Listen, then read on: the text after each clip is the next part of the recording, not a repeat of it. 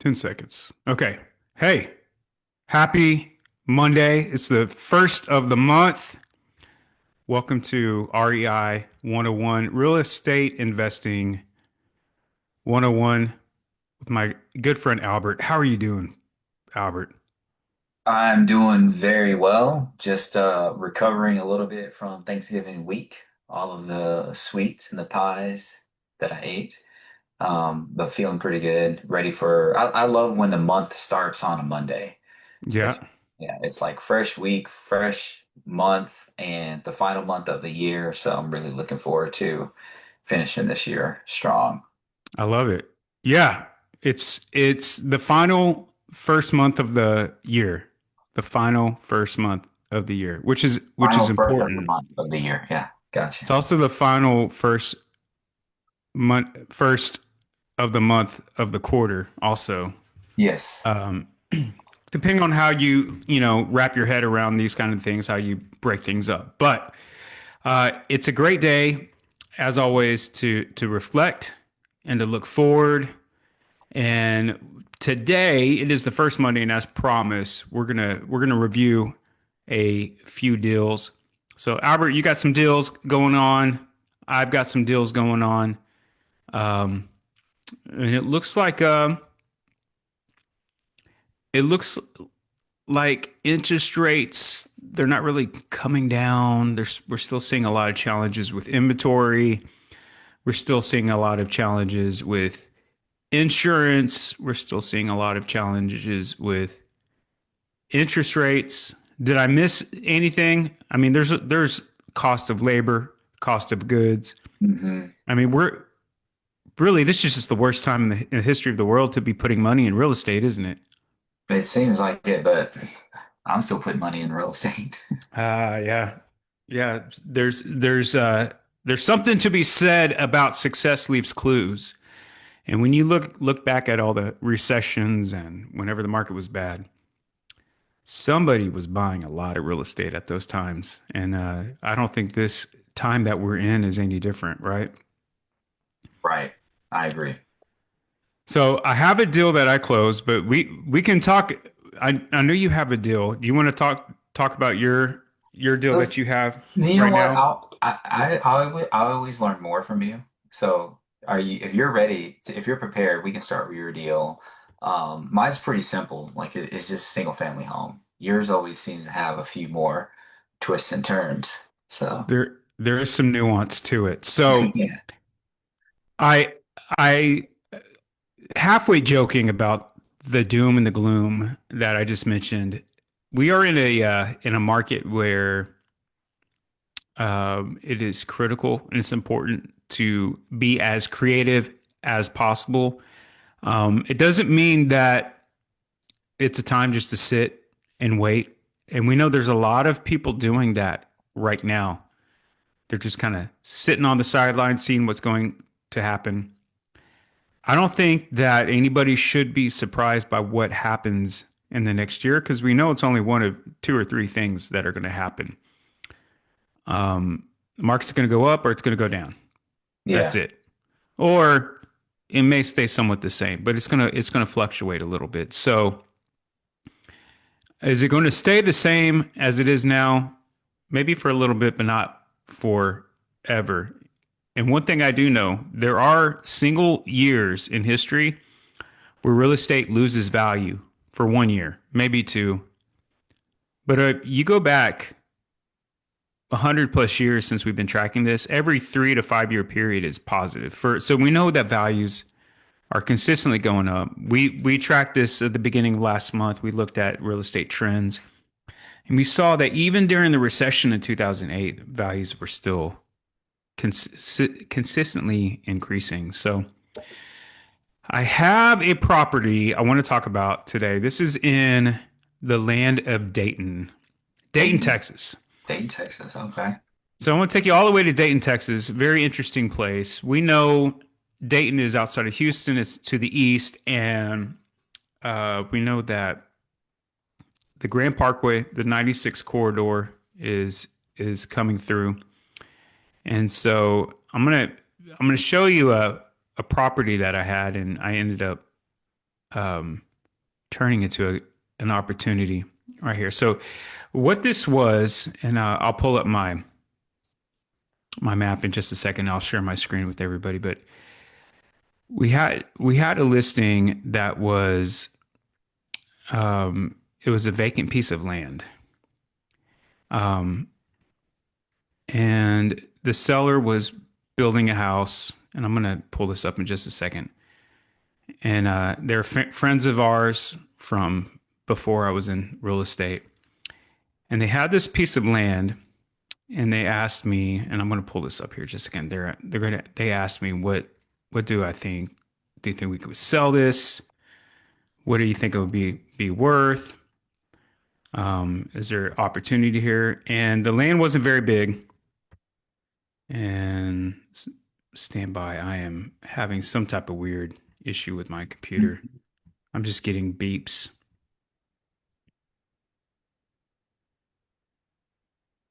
I don't know what is going on, but there you go. So you see my so this is out in Dayton. Yeah. And I came up here and I'm like, okay, what is this land? And so I'm looking for just land. And what I found was that all this land, all these parcels of land that were over here, there's nothing that indicated that the property that we were looking at selling off here off of 6763 and Bowie Loop 6481 that it could be worth more than like $55,000. So we looked at this vacant piece of land and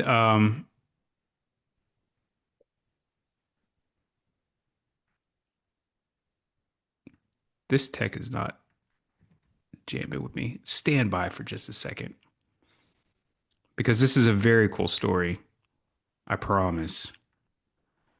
Okay, so looking at the lots, and we see a lot of inventory that's on the market over here in this section of Dayton. And we had a lot of listings that were listed high, these like little land deals like Oh listed wow. for 189, even 70, like, you know, some are selling, some of the big ones are selling. But really given the size that we had and we saw that there was other properties if we went back a little bit further in time that it just wasn't selling for that much. And I was kind of disappointed because, inventory's high and really land is such a challenge right now.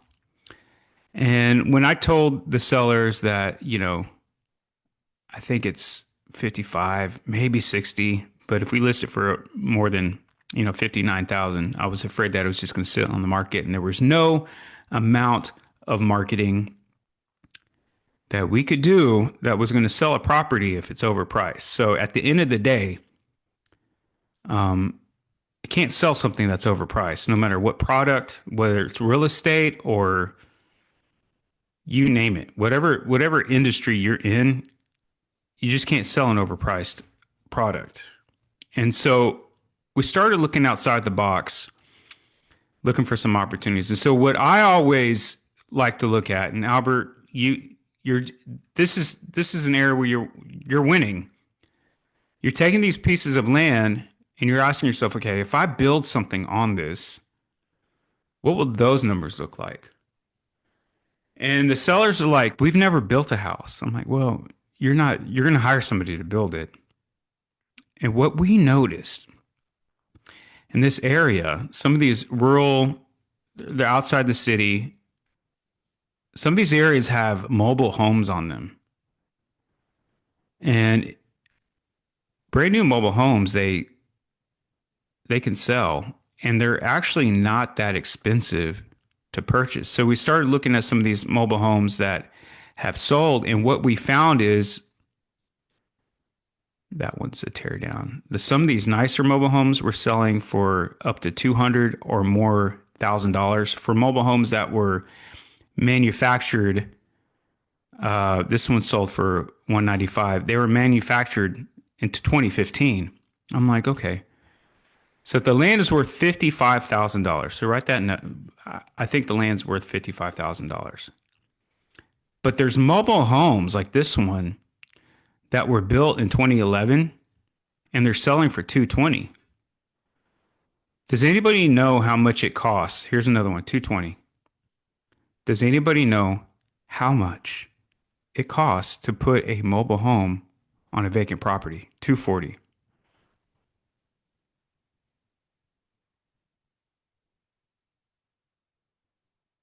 Albert, what's your guess?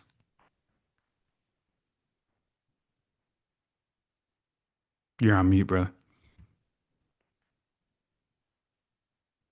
I'll say 100,000. Bingo. $100,000 to buy a nice and get this is, 6 months ago to a year ago when the market was just a tiny bit better. So values have dropped. But yeah, $100,000. So they have a $55,000 piece of land. They went ahead and purchased the mobile home, had the mobile home delivered and installed, brand new 2025 construction, and we closed on it right before Thanksgiving. We closed on it at $243,000. Wow. So that 50, so they were pretty much in at 155,000, maybe 160,000. They made over $80,000 turning that. And I had never done that before because I've sold mobile homes before, but I didn't know. Like we stumbled upon a strategy that you know, may have some opportunity to it So can because you, I mean, are there some opportunities to repeat this in this area? I'm so glad you asked that question because that's part of the reason I wanted to talk. Is the answer is yeah, there is because we do know what the value of these vacant lots are. Come back to the lots. And just because some of these some of these lots and they're selling here, which is good. So I see more sold than active. And some of these lots are pretty big, but they're here. And there's a lot of vacant lots that are off market that we could call. Right. And I mean, all you got to do is put a mobile home on it, and it fits this market. Now, could you go downtown Houston or East downtown and do this? Probably not. But if you just look at the market, you could just look at a satellite image and see that there are high demand. Like in this type of area, mobile homes they do work. So yeah, there's an opportunity to buy a piece of property like this that a little more than an acre, like $50,000 an acre, and then put a mobile home. There's also opportunities because over here in these properties, a lot of these um, tracks, they're like 2.25 acre. They could be subdivided. So you can buy them for 50,000 an acre, buy, a 2 acre lot for like maybe 100 or 120,000 and put two mobile homes on them. Or just buy a few, maybe split into thirds. So yeah, there's opportunity right here. Build a road, put two mobile home on two sides. That's what this person did right here. So what do we learn from this? Do you have any other questions, Albert? Uh, no, I mean, I've never really thought of this strategy, basically just kind of flipping the land with when you're placing a manufactured home on it. That's, I mean, it just seems too easy. I don't know. It seems too easy. Like, are other people doing this? Do you know if there's competition, investors in the area are doing similar things? Not a lot. There's Okay. not. There's no. In fact, not at all. Not in this area at all. And I Interesting. know that because on the sold comps, the newest mobile home was built in 2015. So there's no Mhm. 2025. Ours was Yours was the newest one, yeah. the newest property on in that area. I think that's a Um, really interesting strategy. Man, I might need to talk to you afterward. so yeah, um, I don't know if that's going to work in a lot of areas. You know, we have land Right. in Surfside, we have land in LaPorte. I don't see a demand for that in LaPorte. In fact, a lot of cities won't even allow it. Won't even allow you to put a mobile home on it. But when you're in those rural areas, there's opportunity there. So you represented the buyer, right? We represented the seller, Oh, okay. so that was our listing. So instead of listing it, you know, in 1 month for just the land, it was Oh, about 60 days I from the got time you. they went to the manufacturing um, manufactured home office. They picked out exactly what they wanted, and took about 60 days. They ordered it. Probably could have been a lot faster, but they did a lot of extra stuff. They had a deck built. They did a bunch of landscaping. They staged it real nice, you know, and it was Okay. absolutely perfect. So we know people love new construction. We know that new construction makes up a third of all sales in the single family, as far as single families go in the Houston market. And with a brand new manufactured home, same thing. Yeah. The the principles that I think that are important to take away is number one, instead of instead of just saying, "Hey, this is the deal, this is the situation, like it or love it," you got a property that's worth 55,000. I always talk about my two killers of deals, my two deal killers, and this is important. Number one is time. Yeah. Time is time kills deals. It's taking too long to respond, taking too long to communicate, taking too long to read the contract, taking too long to sign the papers, taking too long for the rehab, taking too long for the construction, et cetera, et cetera. So time kills deals. But what I think is even more important and more critical is the second killer of deals, and that's judgment.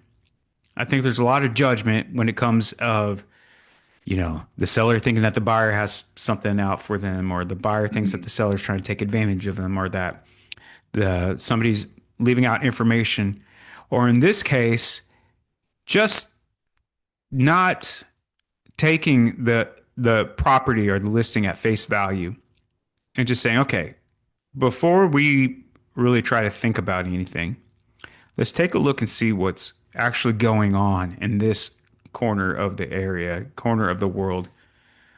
What's actually happening? What businesses are there? And just start asking questions. And I think when you look in smaller submarkets, there's going to be unique nuances to every pocket of the market. And these are nuances that you're just not going to know until you just kind of get in there and get your feet on the ground and start looking around. And in this case, we noticed a pattern. The pattern was manufactured homes were selling at a premium in in this part of the market. Mhm. So once we realized that and we started to see a pattern, then we started going deep into it. I mean, I didn't know I had a I've sold mobile homes, but I haven't. That was my first brand new mobile home. I've sold new construction. I've sold mobile homes, but that was my first new mobile home that I sold. So Mhm. And how long did it take to sell once you got it listed? Like what were your days on market? it was like so we listed it in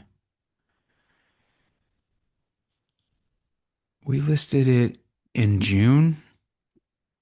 We went under contract in October. About 3 months, So yeah, about 3 months. 3 or 4 months, yeah. Yeah. We were technically on the market for 57 days. Actually, it was 50. We listed in July 8th. Okay. We were coming soon before that, but we listed on July 8th and we went under contract on October 20th. That's good. So yeah, 2.5 months. So yeah, pretty cool. That's pretty cool. That is pretty cool. I like that strategy though. Seems like you get some quick wins if you can find the land at the right price. I think that's kind of key because Hmm. your kind of manufactured home price isn't really going to fluctuate too much, right? Kind of depending on your finishes and if you're going to get some extras, like you were talking about getting a deck built and things like that. But it's not going to eat too much into your margin. It's if you buy the land at the wrong price, then you can kind of get screwed at the end. So you got to think about you have the end in mind when you're making these decisions up front. Yeah. You have to have it in mind. You have to know all your numbers because it's a couple of different, like you got to know the land numbers. You got to know the process of buying a manufactured home. And, you know, And I'm there's, assuming that's like, kind of like septic systems out there or city sewer. yeah, fortunately, they already had a septic system in place. So that was a bonus. So that was Okay. one less thing that they had to worry about. However, septic systems are pretty reasonable, several $1,000s. It just depends. But in this case, it was already there, so it was one less thing to worry about. Okay. Cool. That's awesome, man. See, I knew like you going first, I was gonna learn something new. Well, there you go.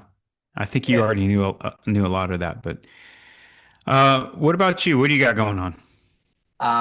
Mine's just a simple single family. I mean, like just kind of history with us is we've done quite a few flips. We own a lot of single family home rentals, and we're just kind of getting into ground up construction projects now.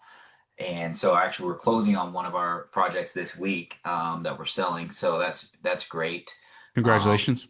no, yeah, it's awesome. Really, really happy about that. And so, but we also have another single family home under contract that's kind of making its way through probate process, and we're scheduled to close on the 12th of this month. So that's I think a Nice. week from Friday. I was just gonna message the seller. It came through a friend of ours, so it was a referral. So that's kind of why we took the deal, or at least underwrote it. And I can go through the process of kind of how we underwrite the property. I don't know if you want me to share my screen or we can bring it up on Y- your screen. It doesn't really matter. Your call. Either Yeah. Yeah. if So I can you show would, you. I think what would be cool is if I brought it up on my screen, I can kind of show you some of the tools that I use as an investor, which, not every investor has access to the MLS, right? So let me yeah. do that. Make sure I got the right screen open. Okay. Yeah. All right, cool. Let me see if I can share my screen. It might. Okay, awesome. Share. Okay, can you see that where it says 14511 Dartwood Drive? Yep. All right, cool. So this is the property that came to us from a friend. They had a family member pass away, and he was made the executor of the property. Hmm. So a couple of things that we do, when we're getting a phone call or a text message, right, is we try to look at the area, so we just go look at the area because if it's really kind of outside of where we want to drive to, then we don't necessarily write it off immediately, but we may want to wholesale the deal if the margin's not really that great. So this one is a little bit kind of outside our area that we Hmm. normally invest in because we're way down here. You see this little blue dot? Yeah. So we're down here in Texas City, and this is kind of a straight shot on the east belt over here to this Cloverleaf area, but I think it's called Wood Pine Trails area Yeah. here. Yeah. So all this whole little neighborhood is kind of just $200,000 homes, like starter Hmm. homes, and those typically do sell a little bit faster than the stuff that's kind of like in the 300s, like the Yeah. 3 to 800s. Those just take a lot longer. But this is the address. I'll show you a quick street view of it. They've just got this big oak tree here, and this is kind of what the property looks like today. Is that like Um, a mid 70s? yeah, yeah. So like we use a program called Propelio, and this is really cool for investors that don't have access to the MLS. It's not a free product. It does cost us $98 a month, but it does give us actual sold data, MLS data. Okay. So there's other software out there like PropStream and things like that. PropStream only uses estimated sales data. So this is MLS sales data. And so I just pop in the address here and then kind of we can go over how we run comps here on single family homes. We can Yeah. just do a refresher there, right? So I'm looking back within the last 6 months. All right. I'm looking within a half mile radius. Hmm. And since this is in a neighborhood that's kind of all similar, I might go out a little bit further to look for properties. The year built was 1978, so you were kind of spot on. You were like 1970s, right? So Yeah. we go about 10 years higher and 10 years lower than the year built.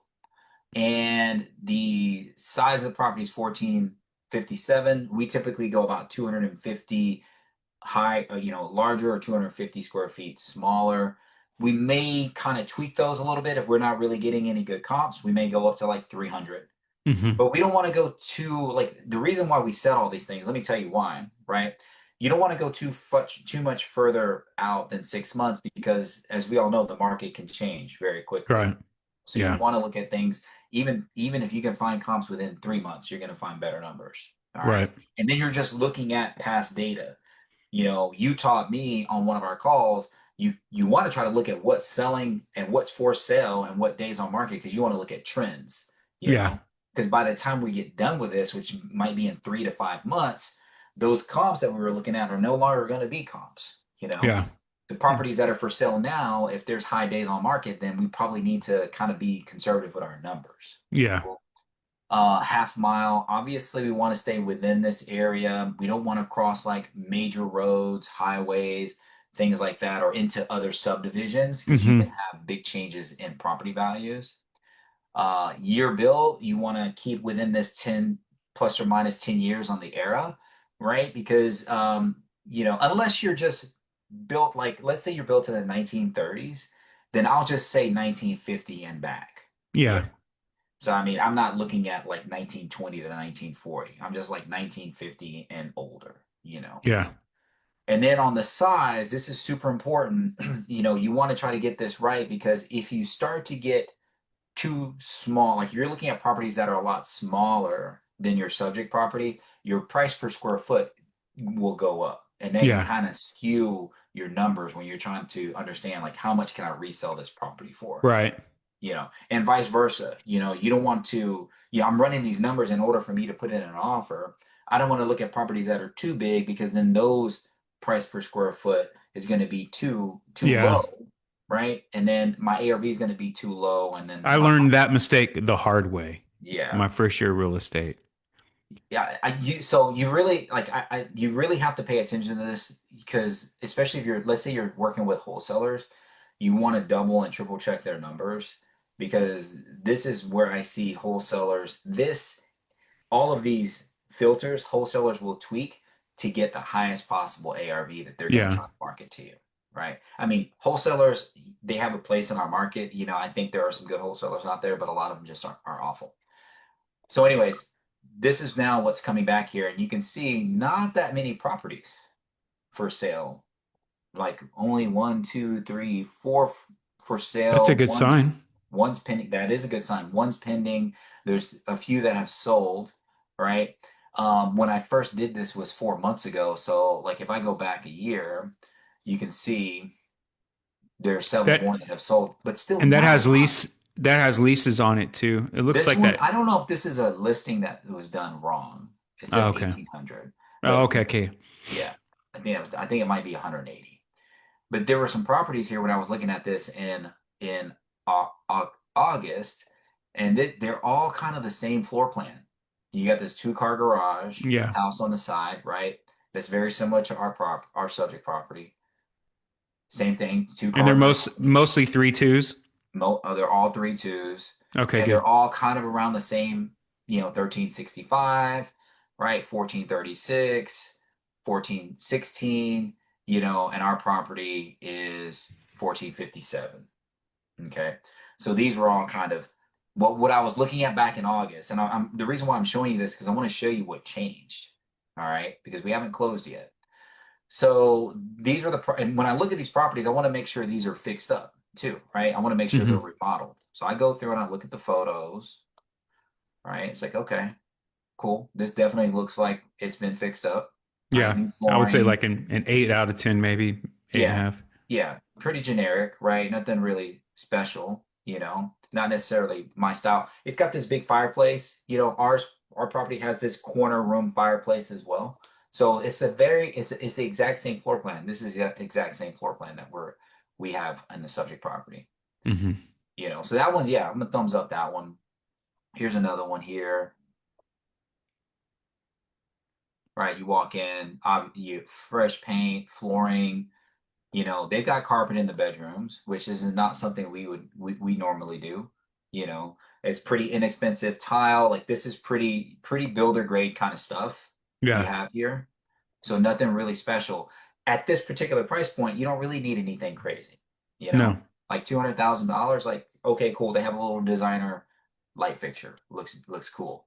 And They I got see this. that. I see a lot of investors, they do make that mistake. They'll buy something and they're not doing what you're doing. And agents can be guilty of this too. So what you're doing is you're just getting a holistic picture of what's happening in that market. Yeah, Not because looking. just, you can't just mix everything together and average it together and say this is what it's worth because you have an error on this. That $1,800 comp is gonna, if you just mix it together and average it, that's gonna throw everything off. Yeah, Plus, you don't want to do more than what the highest sold comp has done, and that's what you're doing. You're seeing yeah. like, okay, I need to kind of be around here.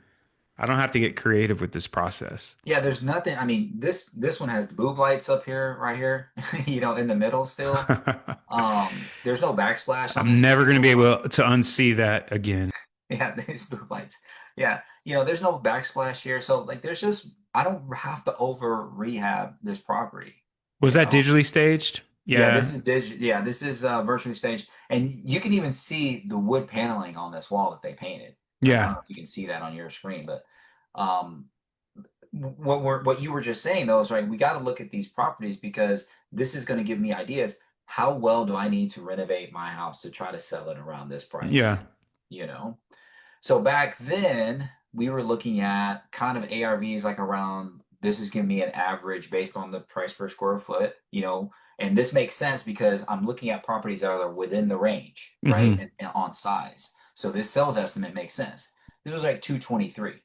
All right, and not bad. But these comps are no longer comps. When I go back Hmm. here to comparable sales and I change this back to 6 months, a couple of those comps fell off. Yeah. So now I only have one here. And let me see what this property looks like. This is actually kind of big. Now that 218 is looking more like 205, huh? It's, yeah, dude, you're spot on. It went from like 223 to I think 202, you know. Um, there's no really nothing special about this one, but that sold, and you've got another one here. I I had I'm the house on Kimrock. I leased it. I leased a house out in Kimrock Yeah, twice already. yeah. Like this So is I know not that some, area very yeah, well. this is pretty low, but it kind of takes us back down. Now we're here, 220, 202. Oh yeah, 203. Yeah, 203, right? So we got this property under contract though for $80,000. So that's a pretty good price. Congratulations. Yeah, By the way, that trend line tells you that if you went from 220 to 202, that's about a 10%, yeah. maybe 8%. You need to factor that trend Well, is going to continue. this isn't even a save. I was going to say a saving grace is kind of like these properties that are under contract, like this one's pending, but this one's a lot larger, Hmm. you know. Um, it's fixed up nice, right? But it's 1,600 something square feet. So let's just say this closes at 220, and it might close at 220. It's only been on the market for 9 days. Let me see if I add that. What does this do? This drops me lower, 199. It's not going to go above asking. No, we've got these properties here that, I mean, this has been on the market for almost a year, so I'm not even Yeah. gonna look at that one. And then you've got one over here, been on the market for a couple months. Um, Yeah, I always tell and people active comps are just to tell you what you can't sell your house for. yeah, yeah, exactly, exactly. So I need to really kind of downgrade like my ARV here. So now this is a software that we use. It's called Deal Smart Pro. Hmm. It's like $10 a month. And this allows me, some people use spreadsheets and things like that. This is kind of like that. So I Yeah. can put in my purchase price here. I've got my rehab. My rehab is actually too high. I'll show you how I can put that down. But my ARV, I need to just downgrade this to 200, Yeah. you know. I agree. Downgrade that to 200. My rehab estimate came in at it's probably closer to 70. That's very interesting. You find that estimator, that rehab estimator to be pretty accurate Yeah, I'm gonna at the show end you of two things. So is this is just kind of a fast, quick estimator, the. but I Hmm. can go into my detailed right here. And now I can put in the square footage here. Am I doing permitting? No, we're not knocking any walls down. We're not replacing a roof. Ah, that's a cool tool. Yeah, Yeah. so am I hiring a designer? No. Demolition, I'm doing major because the house is full of trash, so Hmm. we're doing that. Minor repair on foundation, framing. I'm putting major to account for some other things. There's minimal siding and brick repair. I put a full roof repair, but I don't need that roof. Um, I think there were definitely more than five windows. I think actually, no, there were five windows. Exterior paint. If we're painting the siding that's around, like the gables had siding on them, but we're redoing the plumbing, redoing the electrical box, doing a full replace on the HVAC, Mm. insulation in the attic. There was a lot of damage of sheetrock in the garage. I counted the doors. There were 15. We're not You're really doing too replacing every much. door? Yeah, we're replacing every door. Yeah. Painting the interior, the kitchen. This gives me different sizes of kitchens, right? So if it's like a smaller kitchen, which it is, it's a very small kitchen, or a 10 by 10 or 15 by 15, I just put the number in here and it gives me Yeah. an estimate of the kitchen renovation, right? There are two bathrooms. Flooring, I just put the square footage of the flooring, and I think this is maybe $3.50, $3.50 per square foot. That's what Okay. that I think comes out to be. Driveway, we're doing full replace on the driveway because we're gonna have to Wow. re-pour the driveway. There were big cracks, about 180 linear feet of fencing and some, landscaping. Probably is a little bit low. The reason why I kind of tweak these numbers is because I already have my renovation budget. My renovation budget came in, I think, at like 62, and then my AC guy is probably like 6 grand, right? So I already know my renovation budget is going to be about 68,000. So what would you do to get that number down? I mean, are you going into this expecting to spend 68,000? I'm expecting to spend right around 68,000, probably about 70,000, you know. Is So there I'm any not factors making for the unknowns in that? So I've already factored the unknowns for most of it, like just a couple grand, to be honest, because we're not breaking open any walls. I've done a pretty good inspection of the property. I'm not really expecting anything. I mean, I've got room, a little bit of room. The profit's not that great. The profit's only about 30 grand if we sell Hmm. it if we're done in 6 months. So if I take this over here and I go to flip profit, if I'm paying 6% realtor commissions, three on each side, which, that might be a little bit less if Julia decides to sell it. So I can maybe reduce that number a little bit. But if we close in 6 months, these are my holding costs, like my estimated There you go. interest payments, Yeah. and this would be my gross profit. So the holding cost, that's 1657 per month. This is per month. Yeah, per month. That's for taxes and No, insurance. yes, yes, yes. So like, let me show you. I skipped over. So if I go to acquisition and holding right here, I can get up to 70%, but I'm actually getting 100% financing on this. So I'm not paying any loan origination. My interest rate is 12% though.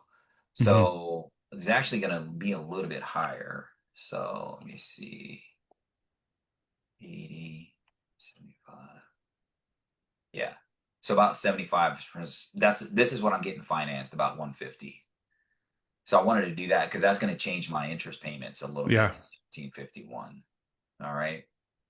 So profit's not that great, only about like I'd love to make 30K because my goal is to try to make 15% of that ARV on a flip, Yeah. right? That's what my goal is. That's Now, can I sell it for more than 200? I mean, I don't know. We'll see what the market is like in 5 months when it's springtime, right? Summertime. Maybe we can sell it for a little bit more than 200, but I'm not really doing this to make a ton of money. I don't really want to do the flips anymore. We're just like I told you, we're just getting into new construction. But mhm. because this came as a referral and I didn't want to wholesale it, and I knew this was going to take a long time getting through probate, and they needed somebody that was going to be patient with them and give them Yeah. time, because they've got a lot of kind of sentimental value of some things that are in the house. They needed time, and Yeah. that's me, right? So I was the perfect guy for that. Did you run a lease analysis? Like if it ends up not selling So for if I look here, yeah, so that's the cool thing about Propelio is I can also look at rentals. So rentals kind of rent for, let me see, this is a 3-2, same kind of house. This rented for 1550, hmm right? So same size as a 3-2. So not Ugly, quite that ugly. 1% rule. Like this is pretty dated though, right? Let's look at the other house here on the other street. Here's a 3-2, same house. These are all the same. You notice, you see a theme here, right? They're all the Yeah. same floor plan. Those are the Still, houses where the garage is in the back, right? yeah. Yeah. No, the garage is in the side here, but this is kind of dated, but it's the same floor plan, exact same floor plan, right? So bathroom's been updated a little bit, nice size backyard. Mm. And this rented for 1650, 200 $100 more than this other one. And this one down here, it's a little bit different. This one has a garage in the back though. I think what you're talking about. It has tile flooring. Yeah. This one's been updated a little bit. hmm May actually just painted. Um, but and then just granite countertops, right? Pretty basic. Uh, and that rented for 1750. It's also a 3-2. So if I needed to rent this, hmm about 17, maybe 1700. Let me plug that in here to Deal Smart Pro. If I did long-term rents, I already did it. Look, 1700. If I $120 cash flow, but that's with the higher interest. That's with right, if I 8% interest. refinance this, my debt financing would be that's my debt payoff, right? 150. If it appraises at 200, right? Yeah, so I'm getting a little bit of cash out. My mortgage payment, That's cool. I don't know if this really accounts for taxes and insurance, but Probably that would probably be your expenses on the right has the taxes and insurance separate. Taxes 250, insurance one. oh, here we go. Yeah, so here. So I'm making, I mean, this cash flow is not bad, about 225 And you're giving ish. it some time to appreciate too. So Yeah. it's a So decent plan B. yeah, it's not bad. Congratulations. Thank you. These are the kind of deals that people need to be making in this market. It's not the sexiest thing in the world. It's not something you'll see on HGTV, but Yeah. I mean, you keep the ball rolling.